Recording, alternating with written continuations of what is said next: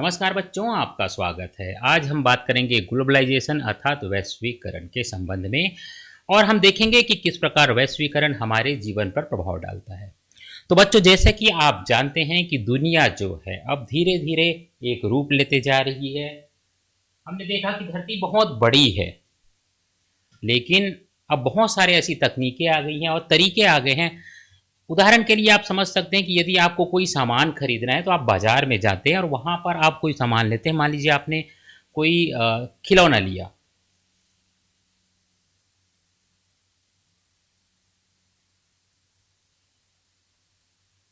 या आपने washing machine लिया,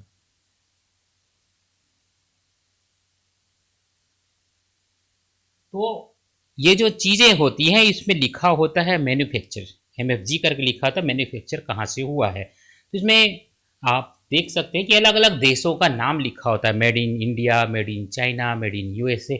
इस तरह का आप वहाँ पे देख पाएंगे। और ये हो पाता है कि भूमंडलीकरण होने के कारण, वैश्वीकरण होने के कारण धीरे धीरे दुनिया जो है अब सिमटते जा रही है और हमें हर जगह पे हर स्थान की चीज़ें मिल जाती हैं, वस्तुएं मिल जाती हैं। दुनिया जो है, चूँकि अब टेक्नोलॉजी का विकास बहुत ज़्यादा हो गया है, तो आप देखेंगे बच्चों कि आपके गांव में भी कुछ खिलौना आपको ऐसे मिल जाएगा जो चीन का बना होगा, USA का बना होगा। साथ ही साथ आपको सेल मिल जाएगा, बैटरी मिल जाएगा।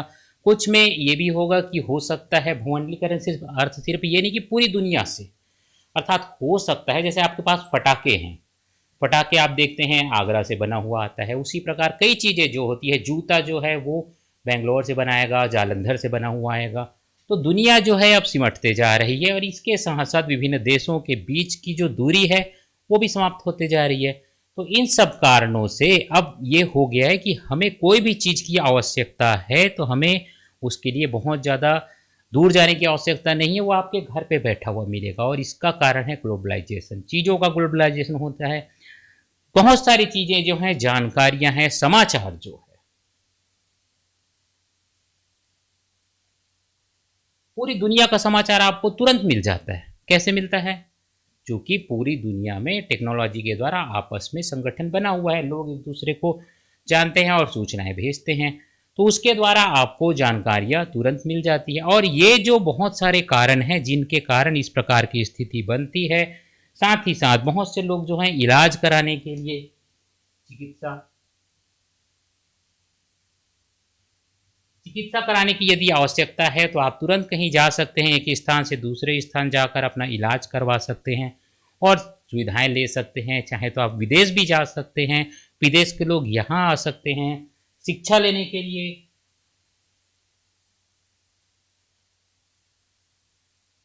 यदि आपको उच्च शिक्षा लेनी है या अलग प्रकार की शिक्षा लेनी है तो विदेशों में भी आप अध्ययन कर सकते हैं और शिक्षा का स्तर अपने हिसाब से सुधार सकते हैं। साथ ही साथ खाने पीने की जो चीज़ें हैं वो पूरी दुनिया से, एक देश से दूसरे देश में आती हैं, तो लोग उस तरह से, साथ ही साथ पर्यटन जो, पूरी दुनिया के लोग एक स्थान से दूसरे स्थान घूमने जाते हैं। आप अपने देश में कहीं भी जा सकते हैं, किसी भी राज्य में जा सकते हैं, साथ ही साथ विदेश में भी कहीं भी जा सकते हैं, मिस्र में जा सकते हैं और अलग अलग जगहों पे जा सकते हैं जहाँ पे आपको घूमने की ज़रूरत है। ग्लोबलाइजेशन हो गया है, पूरी दुनिया एक सूत्र में बंधते जा रही है और पूरी दुनिया में साथ ही साथ सफ़र करने के साधन भी विकसित हो गए हैं, तो लोग बाहर से भी हमारे देश में आते हैं और ये सारी चीज़ें आती है वैश्वीकरण। साथ ही साथ नौकरी जो है, रोजगार जो है,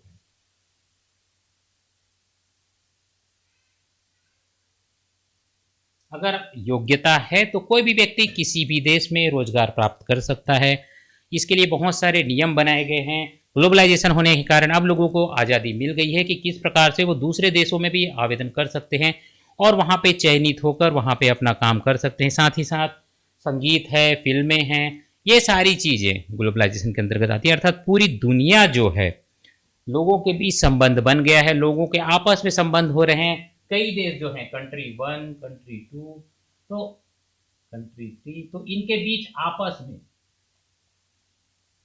व्यापार व्यवसाय हो रहा है, लोग आपस में एक दूसरे से कामकाज कर रहे हैं और यह है ग्लोबलाइजेशन। अर्थात पूरी दुनिया जो है अब एक सूत्र में बंधते जा रही है और लोग जो हैं आपस में दूरियां उनके बीच कम हो रही है, अंतर संबंध स्थापित हो रहे हैं और ये सब चीज़ें हैं। संस्कृति का भी जुड़ाव हो रहा है, लोग एक दूसरे की बातों को समझते हैं। अंतर्देशीय उत्पादन इनके कारण संभव हो पा रहा है। पहले क्या होता था, जैसे कोई चीज बनाना है तो उस जगह की फैक्ट्री में बनेगी, लेकिन अब क्या होता है, जैसे ये कई देश हैं, तो यहाँ पे एक देश में एक सामान बना पार्ट वन, दूसरे देश में दूसरा सामान बना, तीसरे देश में तीसरा सामान बना, ये एक ही मशीन के पार्ट है। अब चौथा देश है C4, वहां पे इन्होंने भेजा और यहां से प्रोडक्ट निकल रहा है। मान लीजिए ये कंप्यूटर है, तो कंप्यूटर का एक पार्ट इस देश में बना, एक पार्ट दूसरे देश में बना, एक पार्ट तीसरे देश में बना, और ये चौथे देश में आ गए सारे पार्ट, और यहां पे ये जुड़कर बन रहे हैं। इस प्रकार जो कंट्री 4 है वहां से फाइनल प्रोडक्ट मिलेगा, एक कंप्यूटर आपको मिलेगा। अब ये ऐसा क्यों कर रहे हैं, ये प्रोडक्ट अलग अलग क्यों बना रहे हैं? क्योंकि यहां पे इसे बनाना सुविधाजनक है, फायदे का सौदा है। पार्ट 3 जो है कंट्री 1 में बनाना अच्छा है। तो ये अंतर्देशीय उत्पाद जो है, अंतर्देशीय उत्पादन इस प्रकार से हो रहा है कि कम से कम लागत में अच्छी से अच्छी वस्तु मिल पाए। तो इस प्रकार का काम जो है ये किया जाता है, और ये जो काम है, बहुत सारे ब्रांड है, बहुत सारे अलग अलग टेक्नोलॉजी है, वो अलग अलग देशों में अपने आप को स्थापित करते हैं और फिर ये इस प्रकार से उत्पादन करते हैं। चूंकि हम जानते हैं कि हर देश में जो प्राकृतिक संसाधन हैं और अन्य प्रकार के जो संसाधन हैं वो बटे होते हैं। किसी देश में कोई चीज़ मिलता है, किसी देश में कोई चीज़ मिलता है। तो जब वैश्वीकरण हो गया, ग्लोबलाइजेशन हो गया, तो लोगों ने इस चीज़ को बहुत अच्छे से अपना लिया है, और इसके कारण जो है इस तरह की स्थिति बनती है कि जहाँ पे भी जो चीज़ें अच्छे तरीके से बनाना संभव हो, साथ ही साथ असेंबल्ड करना संभव हो, वहाँ पे उसे किया जाए। जैसे श्रम का काम है वहाँ पे किया जाएगा जहाँ पे श्रम अधिक है, चीज़ें बनाने का काम वहाँ पे किया जाएगा जहाँ पे जो उसका कच्चा माल उपलब्ध है। जैसे आप समझ सकते हैं कि यदि ये तो कंप्यूटर का हो गया, ऐसे ही AC होता है, वॉशिंग मशीन होता है, कार होते हैं, और भी बड़ी बड़ी चीज़ें होती है, बहुत सारी चीज़ें होती हैं दुनिया में। तो यदि इनको बनाना आवश्यक है, और जहाँ पे सामान उपलब्ध है वहाँ पे, यदि मान लीजिए उदाहरण के तौर पे ये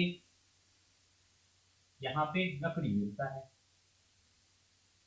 और फैक्ट्री जो है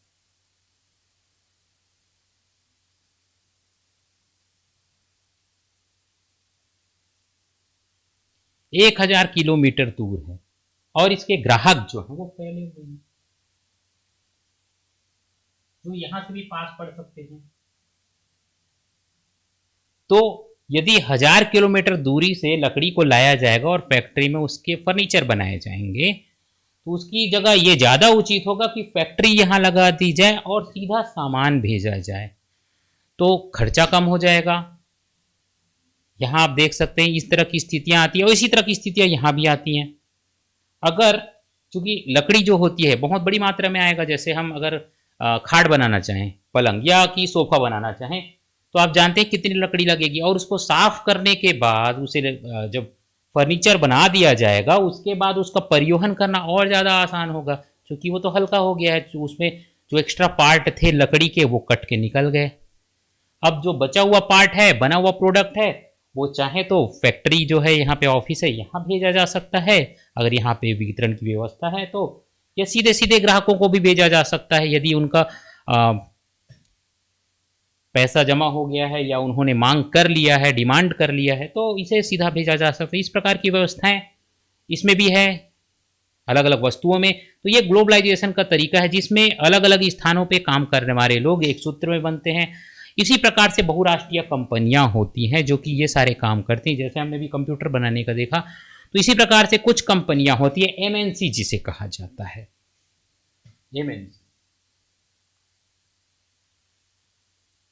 मल्टीनेशनल कंपनीज, अर्थात इन कंपनियों का कारोबार जो है कई देशों में चलता है, कई स्थानों पर वस्तुओं का उत्पादन, नियंत्रण और स्वामित्व रखते हैं।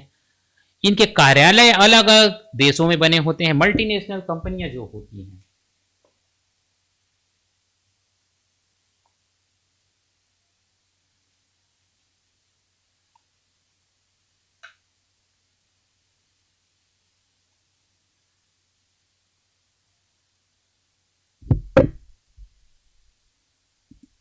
अब इसमें क्या होता है, सभी जगह स्थितियां एक समान नहीं होती। जैसे कोई मल्टीनेशनल कंपनी है, उसका कार्यालय कंट्री वन में।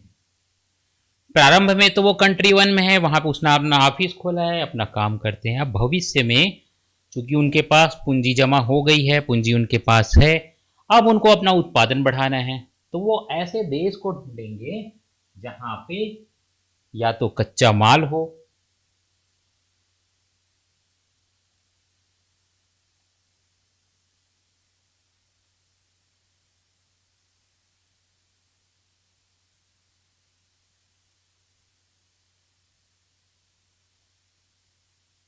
ये बहुत बड़े कारक हैं।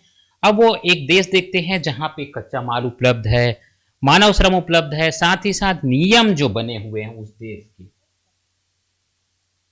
वो उन्हें प्रोत्साहित करते हैं कि वो वहां पे रोजगार लगाएं। तो वो यहाँ पे अपना ऑफिस स्थापित कर देते हैं, साथ में अपनी मशीनें जो है, क्योंकि उनका कारोबार चला आ रहा है, तो यहाँ पे वो अपना कारोबार स्थापित करने के लिए मशीनें, टेक्नोलॉजी जो है वो लेकर आते हैं। अब ये जो संसाधन यहाँ उपलब्ध है, कच्चा माल है, श्रम है, नियमों में ढील मिली हुई, सरकार की ओर से छूट मिल रही है कि आप आइए यहाँ रोजगार लगाइए, हम आपको सहयोग करेंगे, तो यहाँ पे वो कारोबार लगाते हैं। इसके अलावा यदि मान लीजिए कोई ऐसा देश उन्हें मिलता है जहाँ पे सब कुछ है,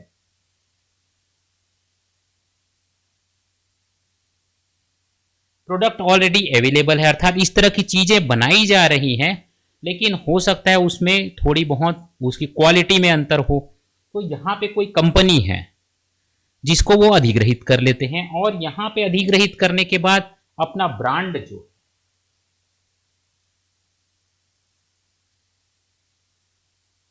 उस प्रोडक्ट में डाल देते हैं। अर्थात यहाँ पे कोई चीज तो बना, जैसे मान लीजिए ये कोई जूते की कंपनी है जो वहाँ पे उस देश में काम करती है, वो इस देश में आई, यहाँ पर उसने टाई अप किया एक ऐसी कंपनी से जो कि लोकल जूते बनाती है, तो उसके प्रोडक्ट को उन्होंने सुधार दिया और ब्रांड का नाम अपना दे दिया। जैसे आप देख सकते हैं एप्पल जो है वो अमेरिका में कारोबार करता है, चीन में उसके प्रोडक्ट बनते हैं, भारत में उसकी कंपनी है, तो अलग अलग जगहों पे वो बनाते हैं, लेकिन जो फ़ोन बनता है वो बनता है एप्पल। उसी प्रकार जूते की कंपनी है, वो अपना उसी प्रकार से ब्रांडिंग करते हैं, ब्रांड जो होता है बना हुआ होता है, तो ये बहुराष्ट्रीय कंपनियां जो हैं इस प्रकार से काम करती है। उनका क्षेत्र फैलाव होता है, जो चीज़ें अनुकूल होती है उनको पूरी दुनिया में, चूंकि उनके पास पूंजी होती है तो पूरी दुनिया में पूंजी लगा सकते हैं, वो क्या करते हैं जहां उनको सहूलियत होती है, प्रोडक्ट अच्छे से अच्छा बन पड़े, कीमत सही तरीके की बन पाए, जिससे उनका बिक्री बढ़े। मुख्य उद्देश्य है लाभ कमाना, लाभ कमाना है मुख्य उद्देश्य।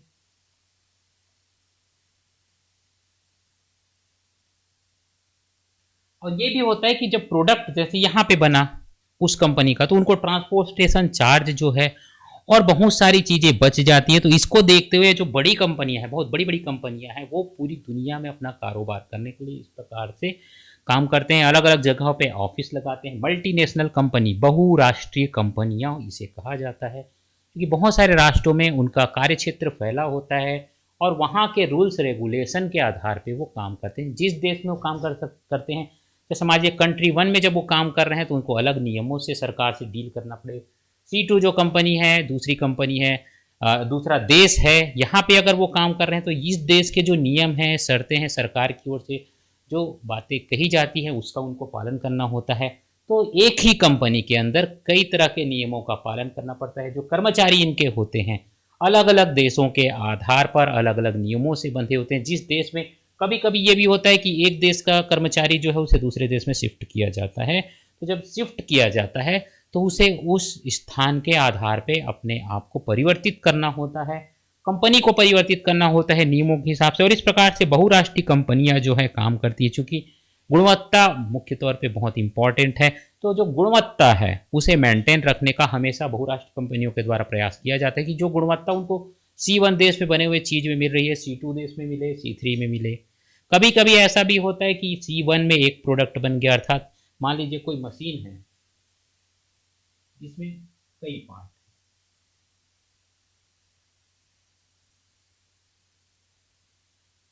इस प्रकार से पार्ट रहते हैं, तो मान लीजिए P1 यहाँ बनता है, P2 यहाँ, P3 यहाँ, तो अब जो P1 है उसे यहाँ लाया जाएगा, P1 आएगा, P2 जो है और P3 वहाँ जाएगा, और फिर दोनों जगह पे ये मशीन बन सकता है। इस प्रकार से भी कुछ व्यवस्थाएं की जाती हैं कि कम से कम उनको खर्च करना पड़े और अधिक से अधिक वो लाभ ले सकें, चीज़ें बना सकें और जल्दी चीज़ें बना सकें। तो इस प्रकार की व्यवस्थाएं कुछ की जाती है। मल्टीनेशनल कंपनियों के पास बहुत सारा पूंजी होता है जिसको वो निवेश करते हैं और इस निवेश का वो लाभ उठाना चाहते हैं। साथ ही साथ तकनीकें उनके द्वारा आती है। एक जगह अगर तकनीक जैसे यहाँ पे विकसित हो गई तो निश्चित तौर पे C2 और C3 में वो उस तकनीक को पहुँचा देंगे, उस तकनीक के द्वारा अधिक से अधिक उनको लाभ मिलेगा। तो इस प्रकार से ग्लोबलाइजेशन का जो फ़ायदा है वो मल्टीनेशनल कंपनियों के द्वारा बहुत अच्छे से इस प्रकार से उठाया जा सकता है, जिससे गुणवत्ता बढ़ जाती है चीज़ों की। चूँकि मशीनरी जो है पूरी दुनिया में, आप समझ सकते हैं कि अगर कोई उन्नत मशीन अमेरिका में बनी है और उसे कहीं और ले जाया गया, मलेशिया में ले जाया गया, भारत में लाया गया, तो चीज़ उन्नत आ गई, मशीन उन्नत आ गई, तो निश्चित तौर पे प्रोडक्ट भी उन्नत आएगा और लोगों को अच्छी चीज़ें मिलेगी, उनके पैसे की कीमत मिलेगी। यदि वो कोई सामान खरीद रहे हैं तो उनको और अच्छा सामान इससे मिल पाएगा। तो ये है मल्टीनेशनल कंपनियों का ग्लोबलाइजेशन में।